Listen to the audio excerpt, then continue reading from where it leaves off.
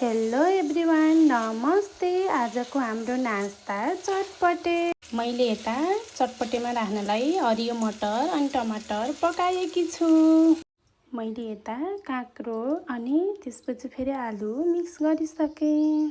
मैले यसमा हरियो खुर्सानी अनि टमाटर, त्यसपछि फेरि हरियो धनिया अनि कागतीको रस, बिरे नुन, मसँग जे सामान थियो मैले चाहिँ त्यही सामान राखेकी छु है।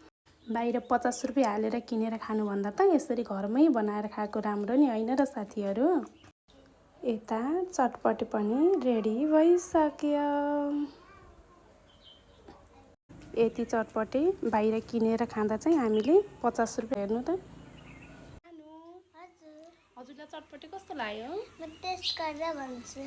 हस्, टेस्ट गरिसक्यो। अनि चटपटे कस्तो लाग्यो छोरी? चटपटे त एकदम मिठो। हजुरलाई बाहिर किनेर खाएको चटपटे मन पर्यो कि घरमै बनाएर खाएको चटपटे मन पर्यो? मलाई त घरमै बनाएर खाएको मन पर्यो। हो र? अबदेखि मैले सधैँ घरमा बनाइदिन्छु चटपटे। हस्, चटपटे चाहिँ पुरै नै मनपर्ने के मलाई। फेरि चटपटे कोलाई मनपर्छ कमेन्ट गर्नु है। भिडियो चाहिँ अन्तिमसम्म हेर्नुहोस् ल। By by.